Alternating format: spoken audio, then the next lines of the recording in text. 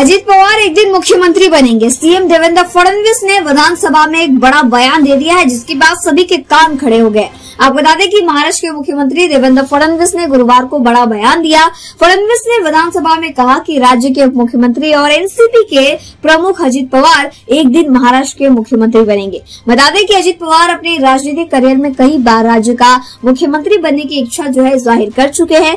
फडणवीस ने इस दौरान अजित पवार और एकनाथ शिंदे की कार्यशैली की भी जमकर तारीफ भी की। सीएम फडणवीस ने कहा कि वे और दोनों डिप्टी सीएम अजित पवार और एकनाथ शिंदे राज्य के लिए 24 घंटे 7 दिन काम करेंगे।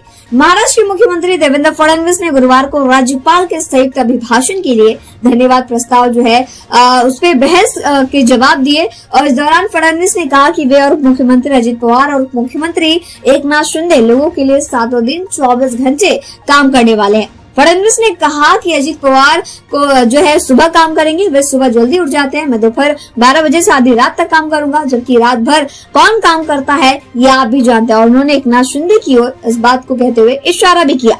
नागपुर में विधानसभा के शीतकालीन सत्र के दौरान देवेंद्र फडणवीस ने उप मुख्यमंत्री अजित पवार का जिक्र करते हुए एक बड़ी बात भी कह दी। फडणवीस ने कहा कि आपको स्थायी उप मुख्यमंत्री कहा जाता है, लेकिन मेरी शुभकामनाएं आपके साथ है। आप एक दिन मुख्यमंत्री जरूर बनेंगे। आपको बता दें कि अजित पवार ने बीते 5 दिसंबर को 6ठी बार महाराष्ट्र के उप मुख्यमंत्री पद की शपथ ली है। और एकनाथ शिंदे के इस बयान के बाद से ही सभी अलग अलग तरीकों से इस बयान का आकलन कर रहे हैं, लेकिन उन्होंने काम करने के लिए अपने दोनों डिप्टी सीएम को प्रोत्साहित किया। और ये बयान के बाद से ही सुर्खियां गलियारों में, राजनीतिक गलियारों में बटोरी जा रही हैं।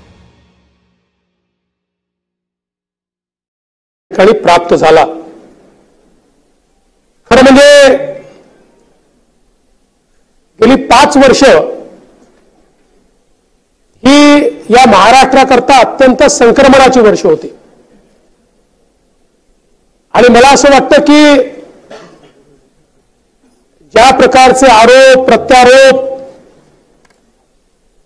या ठिकाणी करण्यात आले ते महाराष्ट्राच्या संस्कृतीत इतक्या वर्षात आपल्यापैकी कोणी अनुभवले नव्हते। मला तर असं वाटतं की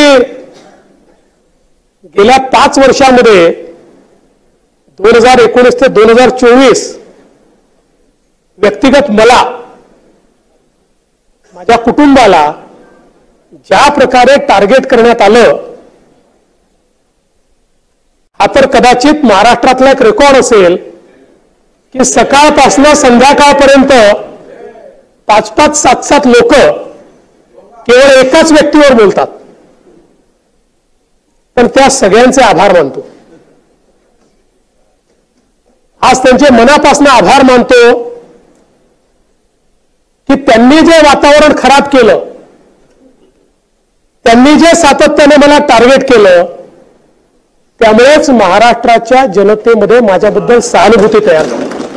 आणि ही जी काही आमची महायुती आहे, या महायुतीमध्ये आमचे सहकारी आणि तत्कालीन राज्याचे मुख्यमंत्री माननीय एकनाथराव शिंदेजी असतील, राज्याचे उपमुख्यमंत्री, दादा काही लोक परमनंट उपमुख्यमंत्री म्हणतात, पण माझ्या तुम्हाला शुभेच्छा आहेत, तुम्ही जरूर एक दिवस मुख्यमंत्री व्हा, असे आमचे अजितदादा पवार